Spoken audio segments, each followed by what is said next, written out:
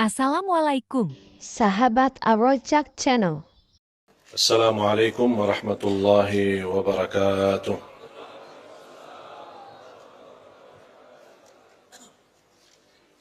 Alhamdulillahi rabbil alamin. Usalli wa usallimu ala ashrafil anbiya'i wal mursalin Sayyidina wa nabiyina Muhammad wa ala alihi wa sahbihi wa man tabi'ahum bi ihsanin ila yaumiddin. اللهم علمنا ما ينفعنا وانفعنا بما علمتنا وزدنا علما وتقى. اللهم إنك عفو تحب العفو فاعف عنا يا كريم. Jamaah Masjid Agung Sunda Kelapa yang saya cintai, kaum muslimin muslimat, sahabat saya Mbak Sutrasuni yang menyampaikan sambutannya, terima kasih semangatnya dan motivasi untuk jamaah. Mudah-mudahan segala aktivitas dan kegiatan kebaikan di Masjid Agung Sunda Kelapa menjadi amal salih dan saksi baik bagi kita semua. Amin ya rabbal alamin. Bapak Ibu, jamaah sekalian dimuliakan Allah Subhanahu wa taala. Tidak terasa begitu luar biasa cepat kedatangan bulan Ramadan dan cepat kita mau berpisah dengan bulan Ramadan. Kita belum tahu apakah punya umur dan kesempatan untuk bertemu Ramadan yang akan datang atau tidak. Tapi yang selalu saya doakan, mudah-mudahan insyaAllah Ramadan ini kalau memang ditakdirkan menjadi terakhir bagi sebagian dari jamaah, mudah-mudahan menjadi Ramadan yang terbaik yang menantarkan kita husnul khatimah.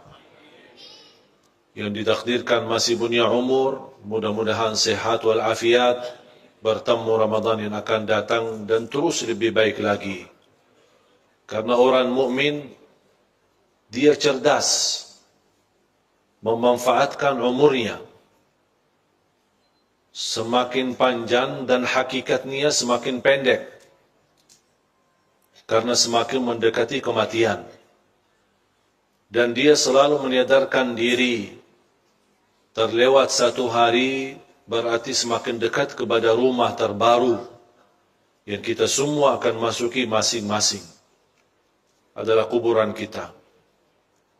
Bahagialah seorang yang masuk kuburannya, masuk rumah barunya, amal-amal salihnya menjadi saksi baik yang akan membelanya dan membawa cahaya di dalam kuburannya. Yang kita lihat ketika kita kuburkan seorang, kondisi kuburannya itu memang sempit dan gelap. Tetapi hakikatnya ketika kita pulang, habis mendoakan dan kita bobar, Allah Subhanahu wa taala bagi hamba yang salih, kun fayakun.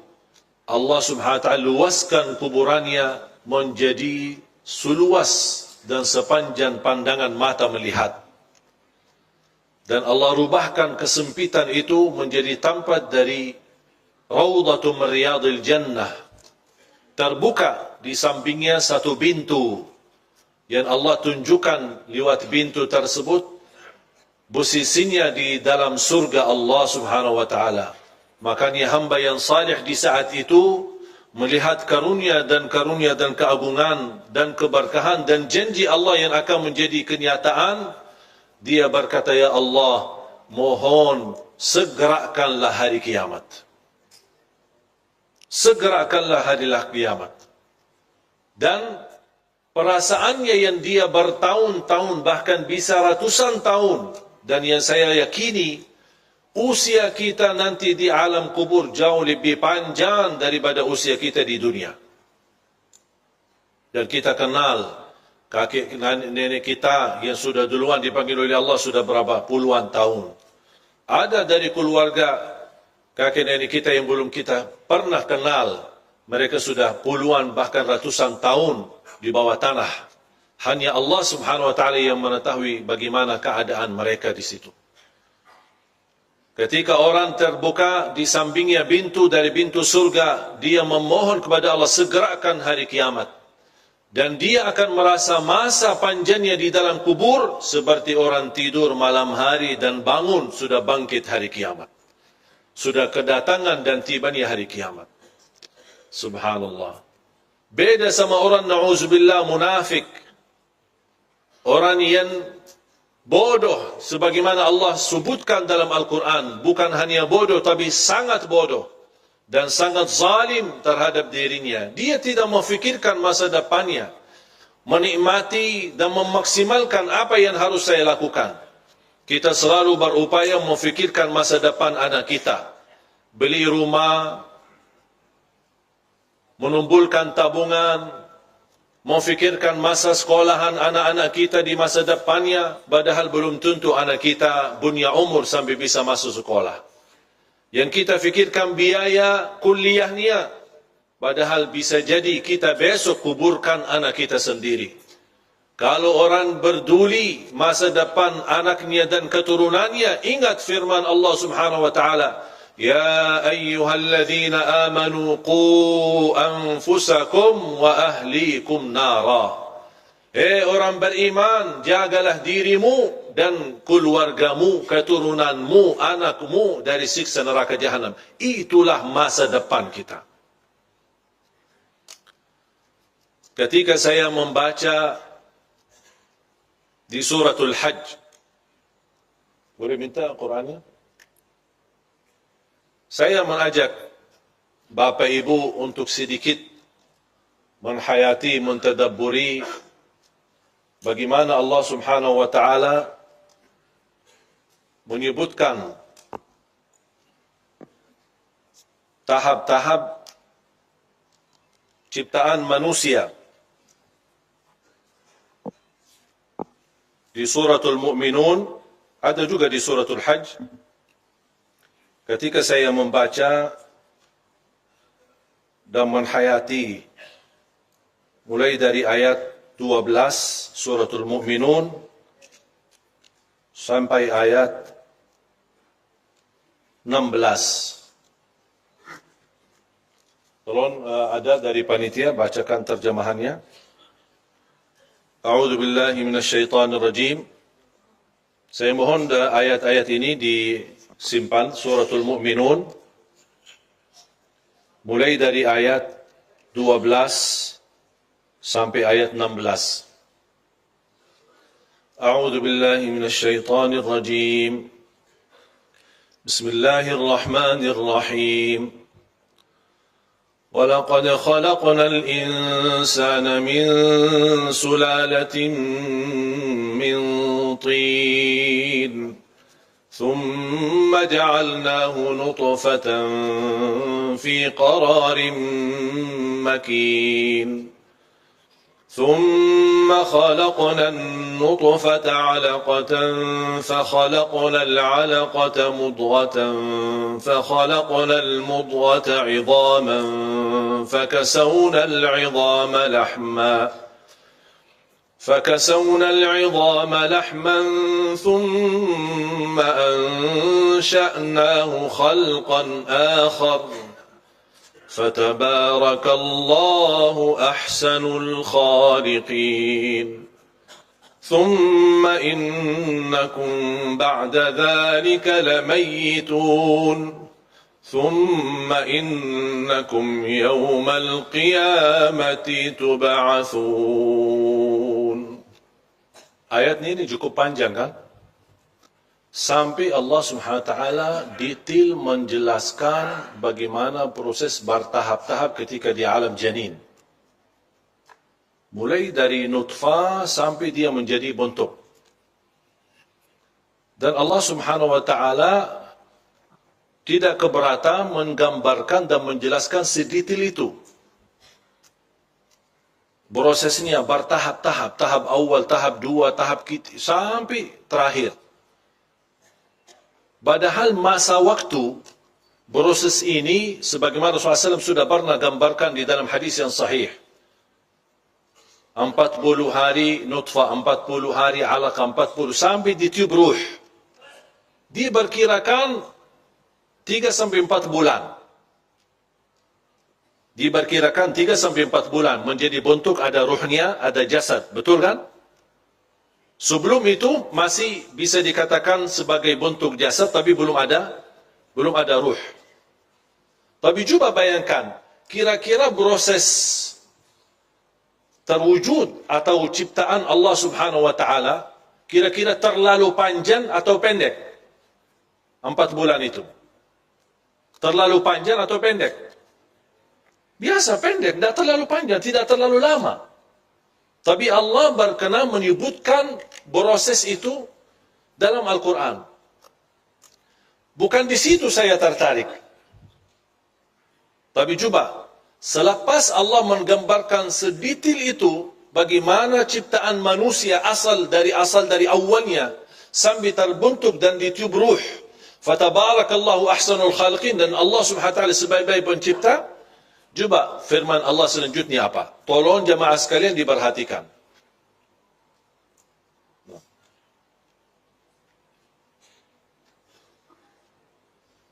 Kemudian sesudah itu sesungguhnya kamu sekalian benar-benar akan mati.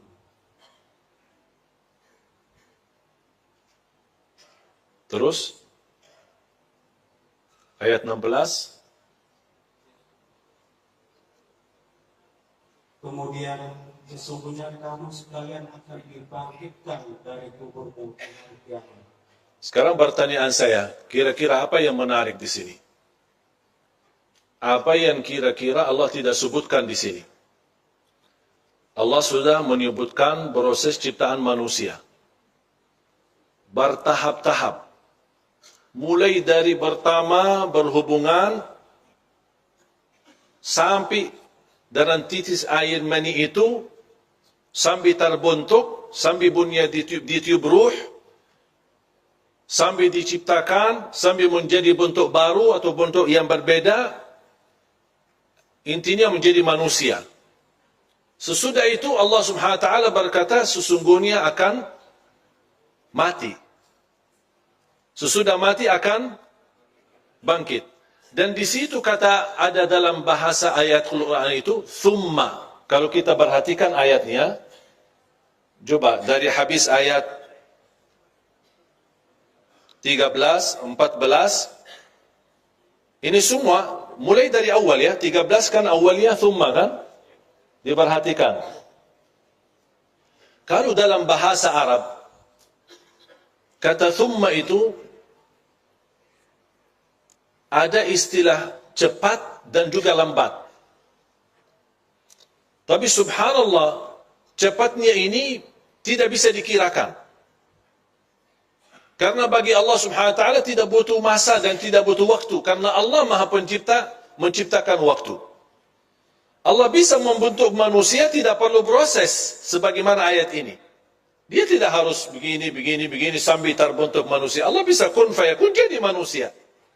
Sebagaimana Nabi Adam. Nabi Adam kira-kira pernah nggak proses seperti ini? Tidak.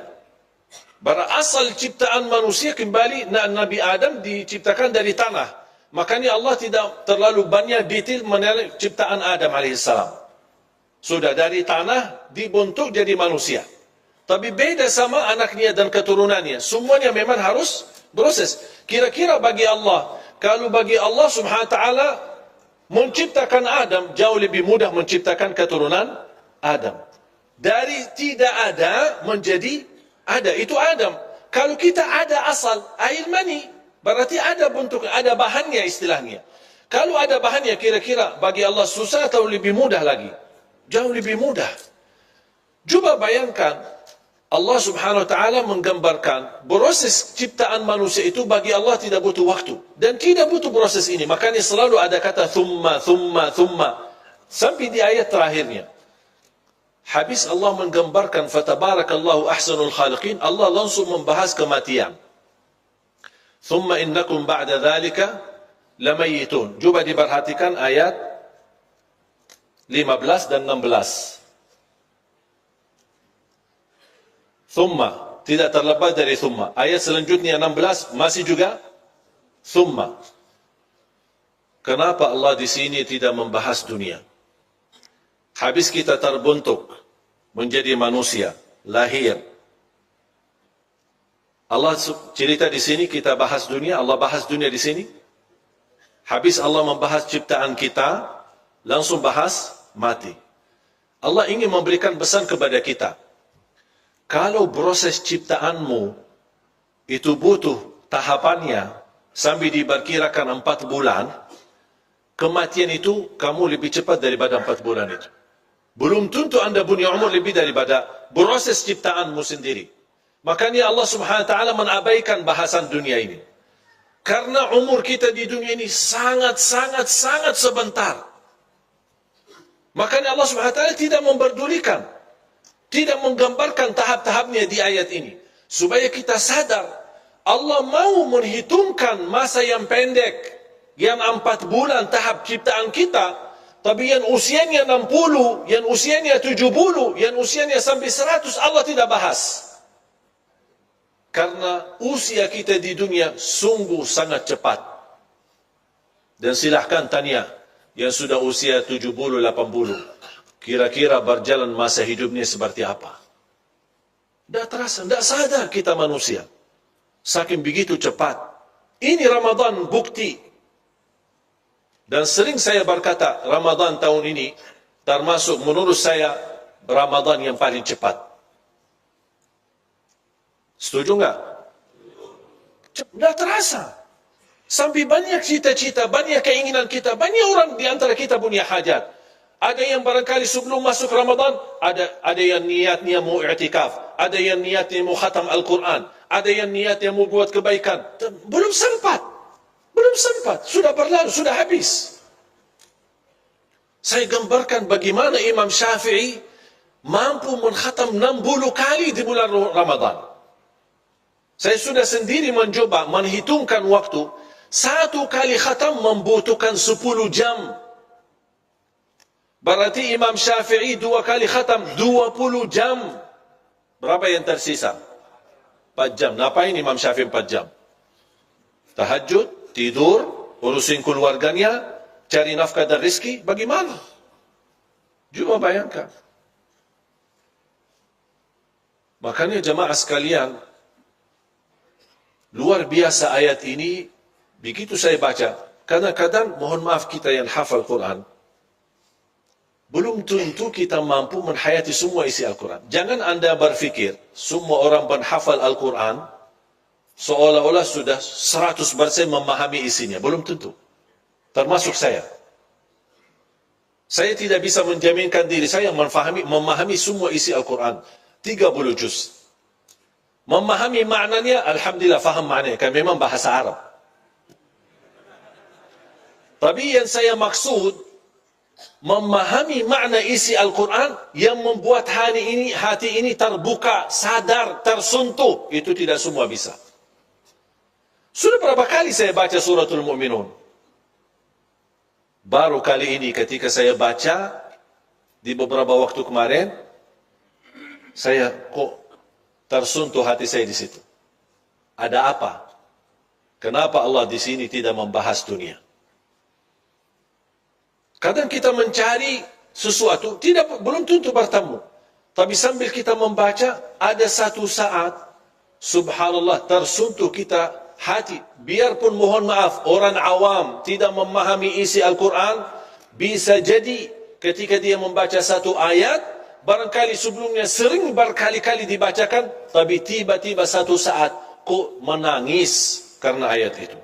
Tiba-tiba satu saat, tersentuh hatinya di saat itu. Padahal sebelumnya sudah berkali-kali dibaca. Siapa yang tidak hafal surah Yasin? Tapi siapa yang menangis ketika baca Yasin? Tidak semua bisa menangis. Walaupun banyak yang hafal surah Yasin. Seringkali kita bacakan malam Jumat, atau ketika ada acara, ada yang keluarga meninggal dunia, berkali-kali kita baca. Bahkan ada saking sering diulang, sudah hafal. Tapi pernah enggak kita baca Yasin tapi nangis? Padahal ada beberapa ayat, saya yakin kalau turunnya ayat itu di atas gunung, hancur menjadi pasir dan tanah. Saking dahsyat ayat itu. Makanya jamaah sekalian, semakin betul kata Sayyidina Uthman ibn Affan, semakin suci hati kita, semakin tidak akan puas bersama Al-Quran.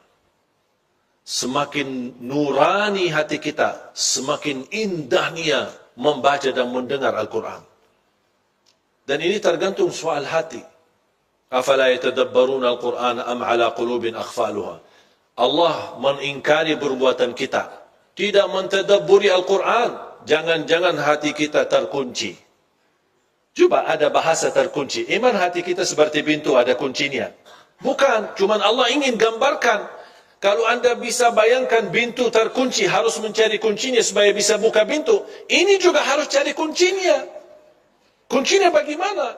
Untuk berusaha supaya hati ini ketika terbuka, segala kebaikan yang masuk, tersentuh hati, terasa kekhusyuan, terasa kenikmatan, dan terasa keindahan. Fantas orang-orang salih dulu tidak pernah bosan beribadah. Tidak pernah tertinggal malam Lailatul Qadar. Tidak pernah tertinggal tahajudnya. Bukan karena kekuatan mereka dari fisik, tidak. Hati yang mendorong mereka terbangun di tengah malam. Karena mereka itu setiap ada hal-hal yang membuat hati terkunci, mereka langsung cari kuncinya dan membuka. Apa yang mengunci hati kita? Ada 3 hal. Kalau bisa kita jaga 3 hal, insya Allah hati kita akan selalu terbuka.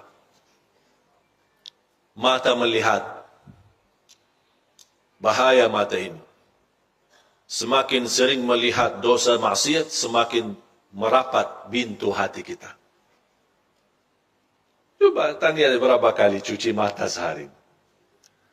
Di TV, di majalah, di jalan, naik angkot umum, di depan kita, paha berbagai macam ukuran. Macam-macam. Ini semua terganggu. Mungkin masih di Madinah terjaga, tidak ada yang kelihatan paha. Masih kita bisa jaga pandangan. Dan subhanallah, jangan anda merasa semakin di Madinah bisa menikmati ibadah, semakin mulia. Justru semakin berat ujiannya, semakin banyak godaannya, dan semakin anda mampu bertahan dan istiqamah beribadah, anda akan menjadi lebih mulia daripada orang Madinah. Karena ibadah tidak sama di sisi Allah bagi orang yang mudah beribadah sama orang yang banyak godaannya untuk beribadah. Semuanya di sisi Allah tidak ada yang sia-sia.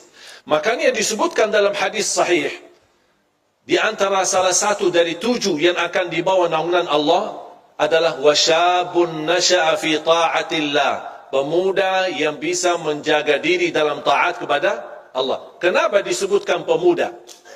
Kenapa ada dibilang yang tua? Yang tua yang menjaga taat kepada Allah di bawah naungan. Kenapa disebut pemuda? Dari hadis ini saya berani berkata, pemuda yang taat lebih mulia di sisi Allah daripada yang tua yang taat. Mohon maaf bapak-bapak. Kenapa? Mengapa yang mudah taat lebih mulia di sisi Allah daripada yang tua taat? Walaupun sama-sama taat, tapi yang muda lebih mulia. Kenapa? Karena yang muda lebih banyak godaannya. Yang tua mau apa ini? Apa yang mau digoda? Makanya subhanallah, semakin anda mampu istiqamah di usia muda, makanya salah satu nanti pertanyaan di hadapan Allah yang akan ditanyakan, ada kan 4 pertanyaan, tidak akan tergeser kaki seorang sebelum ditanya oleh Allah. Pertama, an umurihi fima afna, umurmu apa yang kamu isikan. Allah tidak akan bertanya berapa umur kamu. Allah tidak akan bertanya. Allah tidak peduli berapa usia kita. Tapi yang ditanyakan oleh Allah, apa isinya? Pertanyaan yang kedua, wa an syababihi fima ablah, usia mudamu apa yang kamu kerjakan? Coba, padahal tadi kan sudah ditanya umur. Apakah istilah umur masuk muda enggak? Masuk. Tapi kenapa ditanya lagi pemuda? Karena pemuda itu lebih diutamakan. Ditanya oleh Allah, apa yang kamu isikan? Atau anda ikuti hawa nafsunya? Makanya berjuangan, saya sering mendorong dan motivasi remaja-remaja masjid-masjid. Dan cita-cita saya, insya Allah akan datang satu saat, seluruh masjid di Indonesia yang akan jadi imam adalah pemuda-pemuda kita. Biar bukan berarti geser-geser yang tua, tetap yang tua hormat-hormat, dihormati. Tapi maksud saya berikan kesempatan anak-anak muda kita yang sudah penghafal. Dan kita melihat anak-anak kita sangat membanggakan. Salah satu contoh, coba saya mengikuti acara Hafiz Indonesia sudah 6 tahun. Luar biasa kita melihat anak-anak kita di bawah usia 10 tahun hafal 30 juz. Bahkan mereka jangan hanya bisa mereka berjuang di Indonesia, tapi alhamdulillah kemarin sampai ada beberapa dari anak-anak kita yang diundang ke Arab Saudi mengikuti lomba internasional. Dan kemarin ada yang juga mendapatkan juara. Ini masih di bawah 10 tahun. Hafal Quran, tapi dia ada bahasa Arab, tidak bisa bahasa Arab. Hanya Assalamualaikum Waalaikumsalam, itu aja bahasa Arab. Tapi hafal Quran, hafal angka, hafal halamannya. Bahkan ada di antara mereka, selain hafal Quran, 30 juz, hafal 900 hadis dari Rasulullah SAW. Bukan berkata Rasulullah bersabda, tidak. Tapi dia hafal dari an fulan, an fulan, an fulan, an fulan, an Abi Hurairah, qala Rasulullah. Panjang dia hafalnya. Kalau anak-anak seperti ini, pemuda-pemuda yang sudah menghafal Al-Quran, walaupun hanya beberapa juz, kalau tidak dorong mereka dijadikan muazzin, dijadikan imam, apalagi seperti salat tarawih, memiliki suara yang merdu dan bagus, kapan mereka bisa jadi kesempatan kebaikan? Kalau tidak diberikan kesempatan dalam kebaikan, pasti akan keluar dari masjid, mencari hal-hal yang bisa mengisi kesibukan mereka. Kalau tidak kesibukan kebaikan, pasti akan terisi hal-hal yang buruk. Dan semua orang bisa larinya ke dosa maksiat, wallahi karena kosong hatinya. Dan ada orang yang berisi hati, ta'at, taqwa, cinta, iman, ikhlas, dia berbuat dosa maksiat, tidak mungkin. Begitu kosong hati, syaitan datang, arahkan hatinya kepada syahwat, hawa nafsunya, maksiat dan dosa. Tapi kalau isinya dilindungi oleh Allah hatinya, karena dia isi taqwa, iman dan belajar ilmu dan selalu ma'murkan masjid, syaitan tidak punya jalan masuk ke situ. Jadi jaga pandangan. Kalau terpaksa cuci mata boleh sekali. Tapi sekali itu jangan panjang. Sekali melihat, ini bukan hak kita, haram dilihat, bukan muhrim kita. Astaghfirullah. Ya Allah maafkan. Ada yang berkata, oh jadi yang pertama halal, yang pertama boleh. Tapi panjang. Dan masih pertama katanya. Astaghfirullahaladzim. Apalagi kalau pandangan ini disertai dengan syahwat. Kadang-kadang gara-gara satu pandangan, itu bisa membuat orang jatuh cinta. Sampai tidur, mimpi perempuan itu. Atau apa yang dia lihat. Sampai terbangun pemikiran, perasaan, macam-macam. Sampai berdoa, ya Allah, ketemukan lagi kalau dia jodoh saya, ya Allah. Lama-kelamaan, ya Allah, kalau saya tidak nikah sama dia, saya bisa bunuh diri. Aduh, kok berubah semuanya. Itu semua gara-gara pandangan pertama. Makanya di dalam bahasa Arab, wal hubbu minan nadratil ula. Jatuh cinta gara-gara satu pandangan. Ada nggak yang jatuh cinta gara-gara satu pandangan? Kalau masih ikuti satu pandangan dan jatuh cinta dan alhamdulillah bisa dinikahi, alhamdulillah aman. Tapi yang tidak aman, na'udzubillah kalau dia larinya kepada dosa maksiat. Makanya obatnya apa? Rasul sudah memberi obatnya. Kalau anda melihat sesuatu yang haram, bukan hakmu, langsung segera tutupi matamu dan beristighfar. Allah ganti dengan titik cahaya di hati. Tapi kalau dibiarkan dan masih mengikutinya, bahkan bertambah melek matanya, akan syaitan berhasil melimbarkan panahnya, bertambah titik hitam di hati. Makanya Al-Hasan Al-Basri ketika ditanya sama seorang, aku biasa dulu suka bisa tahajud, mudah bisa tahajud. Kok tiba-tiba agak susah dan berat tahajud? Apa kata Imam Al-Hasan Al-Basri? Kabbalatka dhunubuka wa ma'asik. Terikat dirimu gara-gara dosamu. Yang biasa di saf pertama, tiba-tiba suka telat, tolong tanya diri, dosa apa yang kita lakukan? Sambil mundur. Tahajud mudah, tiba-tiba merasa berat. Ingat, ada dosa yang kita lakukan yang membuat kita malas. Apapun ini dosa sangat buruk.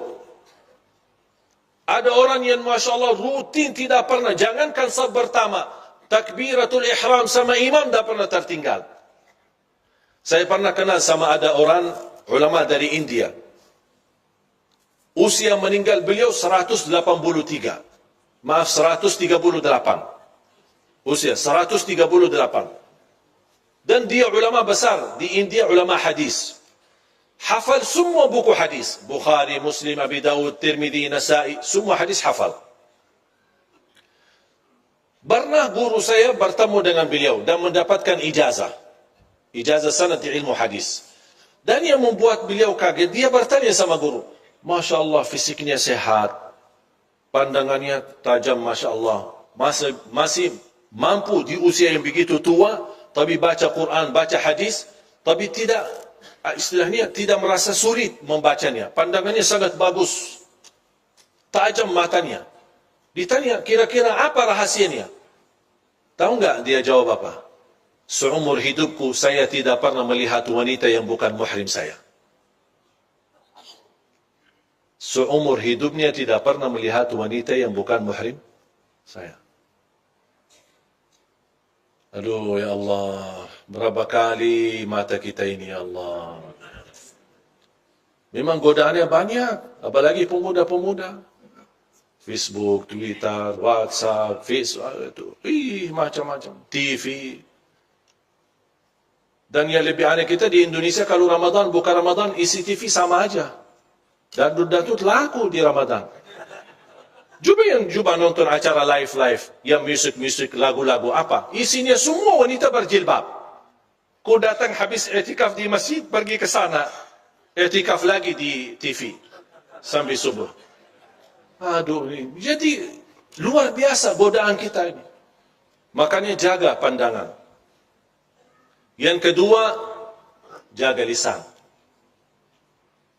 Bahaya ini. Gara-gara satu ucapan, di bangsa Arab terjadi perangan antara dua suku sampai 40 tahun gara-gara ucapan. 40 tahun perang gara-gara satu ucapan, satu kata. Hati-hati ucapannya. Man kana yu'minu billahi wal yawmil akhir falyaqul khairan aw liyasmut. Barang siapa yang iman kepada Allah dan hari akhir, berkatalah yang baik atau diam. Wallahi saya milih lebih baik banyak diam daripada bicara. Sering saya diundang i'tikaf.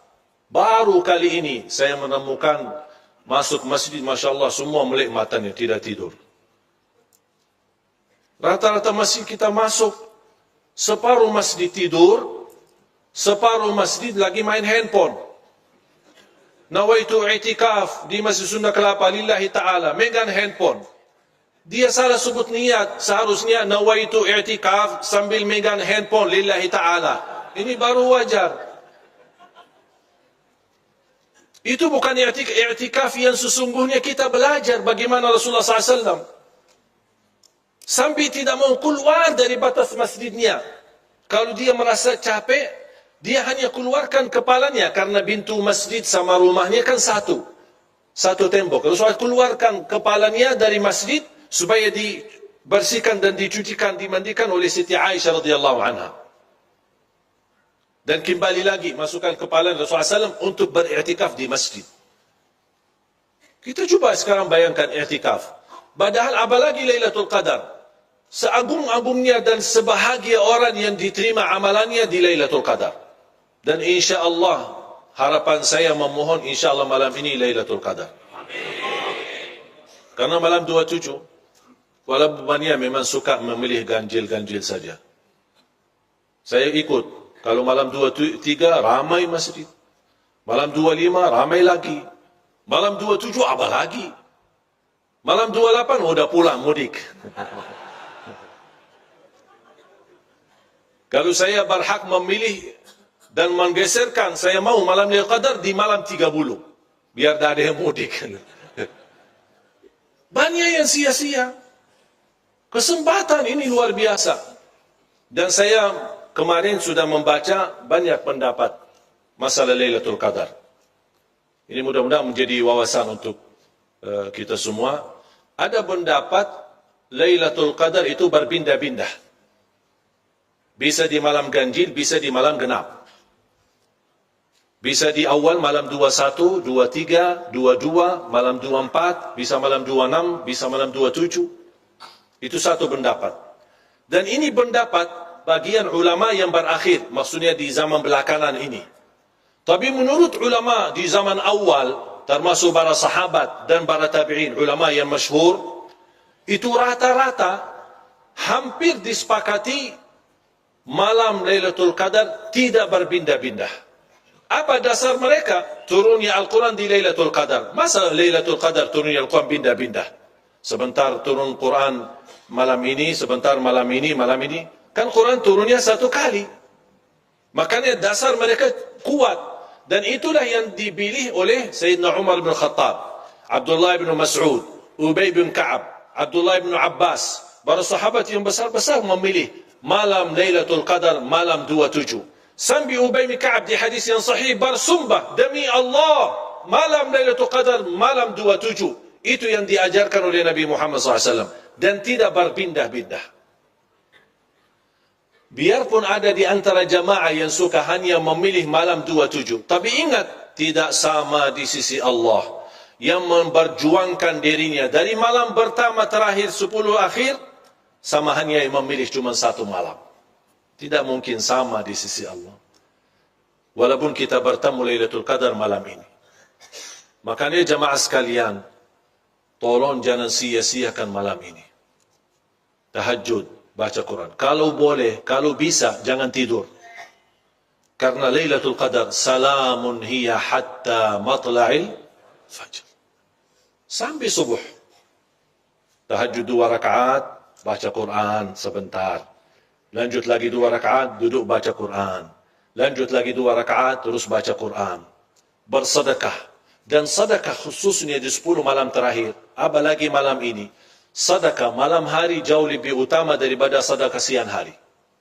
Mengapa? Karena Lailatul Qadar di malam, bukan di siang. Kenapa Lailatul Qadar tidak jatuhnya di siang hari atau pagi hari? Karena namanya Lailah. Lailah itu kapan? Malam. Malamnya mulai kapan? Habis maghrib sampai subuh. Berarti anda beraktivitas, mulai ikut masjid, buka puasa, itu sudah mulai malam Lailatul Qadar. Dan semakin berlama menahan diri di masjid, dengan syarat tidak sibuk dengan, kalau boleh saya usulkan HP-nya off, matiin. Sebentar. Off HP malam ini. Buat apa? Saya mau hidupkan hubungan saya sama Allah.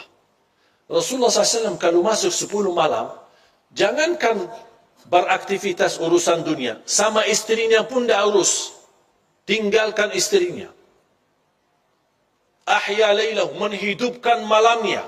Apa kata menghidupkan? Kata istilah menghidupkan artinya ibadah, salat, tahajud, Quran, zikir, doa. Itu makna hidup. Bukan sepanjang malam malah tidur. Itu namanya mati, bukan hidup. Makanya kalau seandainya terpaksa tidak ada pilihan mau tidur, karena saya memang melihat rata-rata fisik jamaah kita Indonesia tidak kuat. Tidak kuat. Saya sudah pernah mengalami pas ketika kita tahajud. Kadang-kadang saya merasa rindu dengan suasana i'tikaf dulu di Masjid Nabawi Madinah. Di masa sekolah, saya ingat. Setiap tahun saya nawaitu, mudah-mudahan saya bisa mudik bulan Syaban. Supaya bisa menikmati Ramadan di Madinah. Tapi terpadat dengan permintaan jamaah, tergesa dengan permohonan isi sana, isi di sini.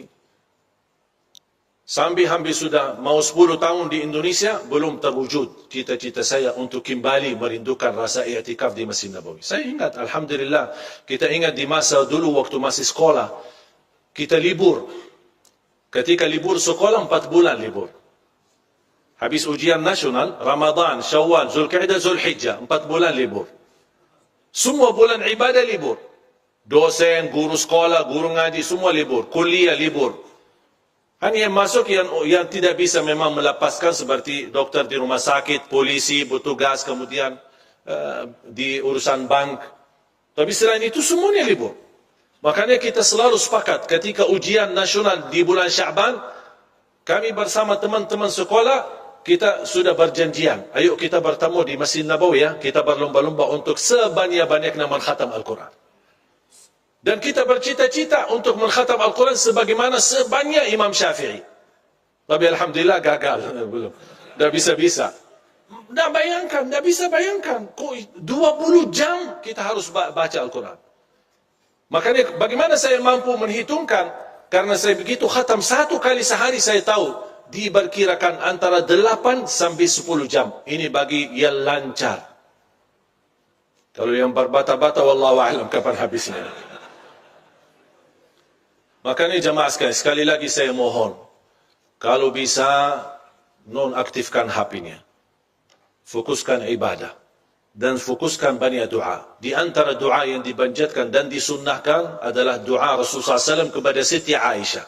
Ketika Siti Aisyah minta amalan, ya Rasulullah, kalau saya bertemu Lailatul Qadar, apa doa yang saya banjatkan? Kata Rasulullah SAW, Quli Allahumma innaka afuun tuhibbul afwa fa'fu anni. Doa ini sangat indah, sangat luar biasa. Dan ini kesempatan di malam ini kita berbanyak doa ini. Karena isinya dan maknanya bukan hanya kita memohon diampuni dosa, bukan meminta dimaafkan, tapi arti afu jauh lebih tinggi daripada memohon ampunan. Kalau mohon ampun, Allahumma gfirli, ya Allah ampunilah dosa kami. Tapi tulisan dosa, bekas-bekas dosa masih tersimpan dalam buku amal. Tapi Allahumma innaka afuun, Allah ampuni dosa, Allah hapuskan dosa, dan Allah tidak akan sisakan sedikit pun dari bekas dosa dalam tulisan buku amal. Berarti ketika kita di hari kiamat, insyaAllah buku amal kita bersih berkat doa Allahumma innaka afuun tuhibbul afwa fa'fu anni. Dalam sujud boleh, habis salat boleh, menjadi wirid kita sebagaimana kita baca subhanallah walhamdulillah wa la ilaha illallah wallahu akbar, boleh kali ini dan malam ini khususnya kita jadikan wirid kita. Allahumma innaka afuun tuhibbul afwa fa'fu anni. Allahumma innaka afuun tuhibbul afwa fa'fu anni. Allahumma innaka afuun tuhibbul afwa fa'fu anni. Kita mengharap pemaafan Allah subhanahu wa ta'ala. Karena pemaafan Allah beda sama pemaafan manusia. Kadang-kadang orang menzalimi kita, menghina kita, caci maki kita, dan datang minta maaf. Mungkin kita mampu ikhlas dan memaafkan, tapi belum tentu bekas sakit hati ada atau bisa dihilangkan dalam hati. Kalau Allah subhanahu wa ta'ala memaafkan kita, insyaAllah tidak ada sedikit pun bekas di dalam buku amal kita. Dan itulah doa yang dianjurkan oleh Rasulullah SAW kepada Siti Aisyah radhiyallahu anha. Makanya kembali lagi, isi lidah ini dengan kebaikan, zikir, doa, istighfar, dan terus mendoakan orang tua, mendoakan saudaranya, mendoakan negeri kita Indonesia agar selalu dalam lindungan Allah subhanahu wa ta'ala, mendapatkan pemimpin yang taqwa, pemimpin yang adil, pemimpin yang amanah, pemimpin yang ikhlas, yang memimpin negeri ini, yang bisa menjaga dan bisa melayani rakyatnya dengan sebaik-baiknya. Yang terakhir adalah telinga. Yang pertama yang mengunci hati, mata. Terus yang kedua, lidah. Yang ketiga, telinga. Jaga pendengaran kita. Banyak isu fitnah macam-macam yang kita dengar. Dari lingkungan, gosip, fitnah. Ada orang membawa berita yang membuat kita sakit hati. Tidak usah dengar. Tidak usah dengar. Orang mukmin bersikap, kalau berita yang mau didengar itu baik, lanjut. Kalau tidak baik, mohon bilang sama yang membawa berita, diam. Diam loh, saya tidak mau dengar. Saya tidak mau tahu. Biarpun ada orang membawa fitnah, saya sering didatangin. Ada si kiai ini, si ustadz ini, dia suka mau sebutkan nama antum, menjelekan antum. Saya bilang diam, saya tidak mau tahu. Dan anak ingin kasih tahu supaya kamu berhati-hati. Saya tidak perlu berhati-hati sama manusia. Saya berhati-hati sama Allah supaya jangan kena siksa Allah subhanahu wa ta'ala. Istiqamah beribadah. Saya tidak peduli apa yang diucapkan oleh manusia. Tidak usah pedulikan, tidak usah dengar. Supaya apa? Supaya besok ketemu semua orang dengan hati yang bersih. Tidak ada satupun kita sakit hati sama orang. Siapapun dia. Mau dia ustaz, mau dia pejabat, mau dia tetangga, mau dia sahabat. Coba kira-kira perasaan. Kita kan manusia. Tak ada yang bisa menjaminkan hatinya. Kalau anda besok mendengar fitnah dibawa oleh temanmu sendiri atau tetanggamu, kira-kira besok anda mau salaman sama dia? Biarpun anda berkenan salaman, kira-kira hatinya bersih atau sakit hati? Rasul sallallahu alaihi wasallam sendiri pernah berkata, melarang sahabatnya, jangan ada di antara kalian yang membawa keburukan cerita terhadap sahabatku yang lain. Karena saya ingin bertemu dengan sahabatku dengan hati yang bersih. Kalau si fulan membawa berita, besok kita sakit hati. Ketemu, ini yang kemarin yang suka, enak-enak aja nih, baru kenal aja udah langsung berani fitnahin aku. Ini kan bisikan kalbu. Dan itulah salah satu sebab yang terkunci hati kita. Makanya fantas kehilangan khusyuk. Karena ini perasaan, makanya tidak usah peduli. Dan saya belajar, orang yang ikhlas, dipuji, dihina, sama saja. Saya ulang lagi. Mudah-mudahan bisa difikirkan. Orang yang ikhlas, dipuji, diangkat, diagungkan, dimuliakan, dihina, dicaci maki, sama saja. Dia tidak peduli. Dia tidak peduli nilai manusia. Dia tidak peduli apa kata manusia.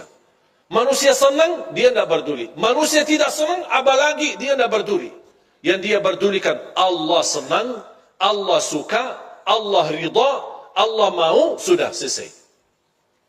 Kalau kita bisa hidup, insya Allah dengan seperti ini, insya Allah kita punya hati nurani. Akan baik sama semua orang dan selalu berbaik sangka. Jangan kita selalu bertafsir sendiri. Dua orang duduk di sana. Mereka bisik apaan ya? Jangan-jangan aku yang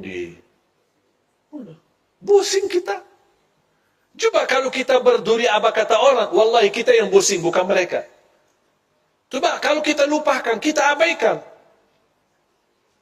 Dan saya nasihatkan, sampai ada seorang ibu berkata, Alhamdulillah Ustaz, saya tidak pernah gosip orang, tidak pernah suka nomor orang.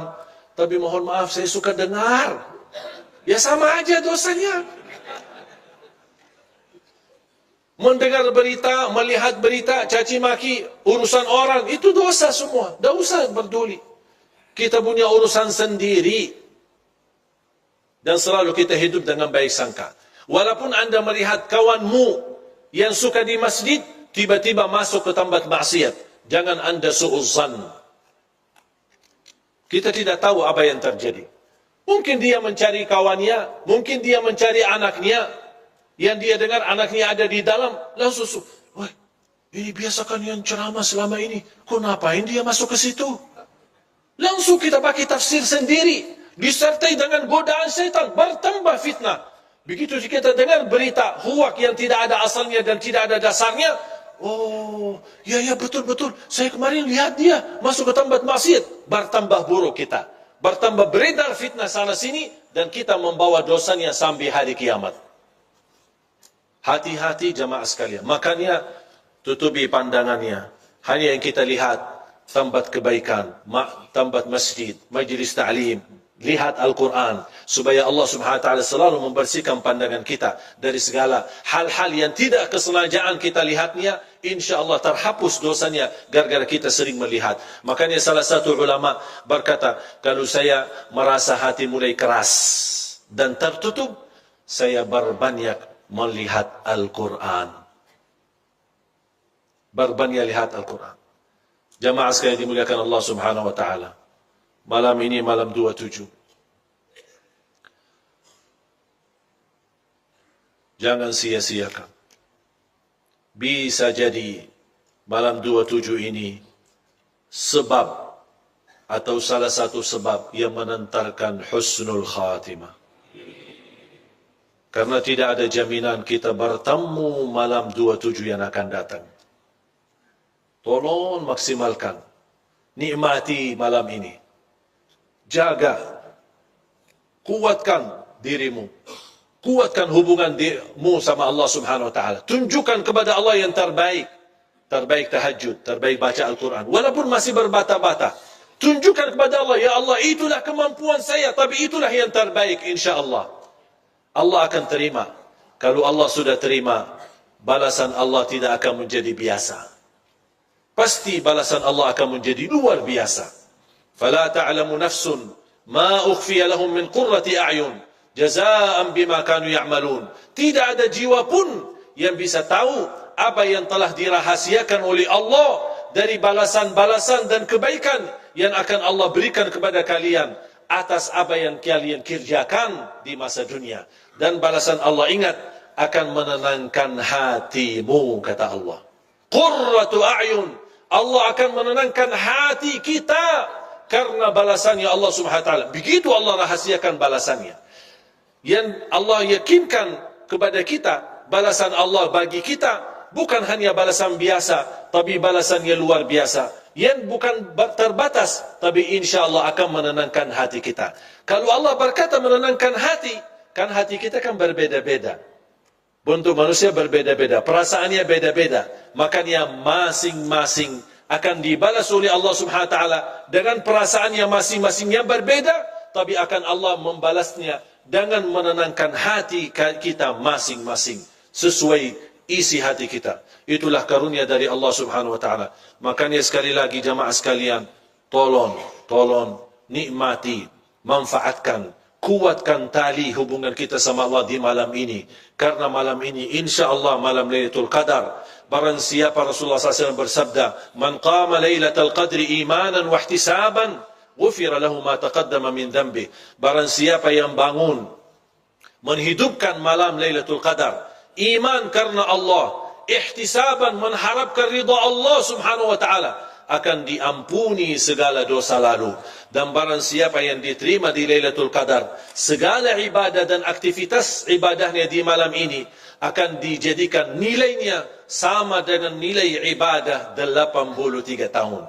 Artinya kalau anda tahajud malam ini, insya-Allah nilai tahajudmu diterima di sisi Allah menjadi sama dengan pahala nilainya 83 tahun tahajud. Padahal belum tentu umur kita 83 tahun.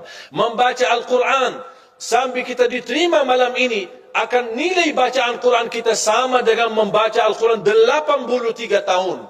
Bersedekah malam ini diterima di sisi Allah karena Lailatul Qadar dan keberkahan Qadar, akan mendapatkan nilai sedekah seperti orang bersedekah selama 83 tahun. Belum tentu umur kita bisa 80 tahun, 83 tahun. Itulah karunia Allah. Mudah-mudahan kita semua mampu meraih Lailatul Qadar yang barakah, yang ma'mur, dan semua insya-Allah saya doakan mendapatkan ridha Allah di malam ini.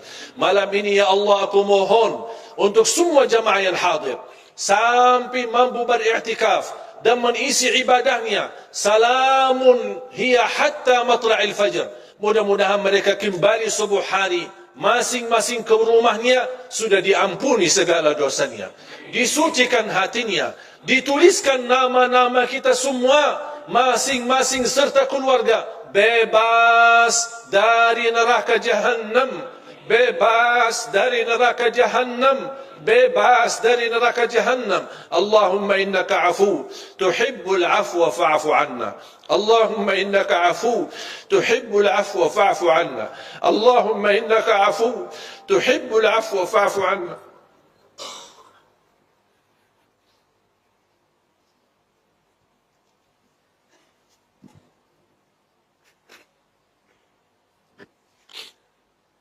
Ya Allah, berkahi kami semua di Lailatul Qadar ini ya Allah. Berikan kepada kami kemuliaan Lailatul Qadar ya Allah. Tuliskan nama kami yang diterima di Lailatul Qadar ya Allah. Tidak ada di antara kami yang munafik maupun sia-sia amalannya di Lailatul Qadar ya Allah.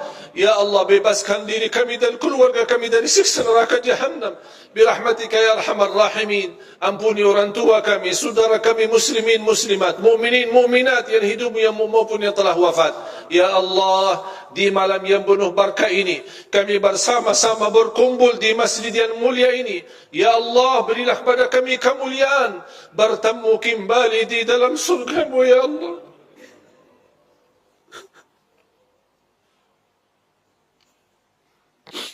Bertemu kembali dalam surga-Mu ya Allah bersama Nabi Muhammad sallallahu alaihi wasallam. Ya Allah, berikan kepada kami dan keluarga kami menjadi keluarga Al-Quran. Keturunan kami, anak dan cucu berhafal Al-Quran. Dan jadikan segala i'tikaf kami di masjid ini menjadi saksi baik di hadapan-Mu, Ya Allah. Ya Allah, terimalah puasa kami, terimalah salat tarawih kami, terimalah tahajud kami, terimalah i'tikaf kami, terimalah hajat kami, Ya Allah.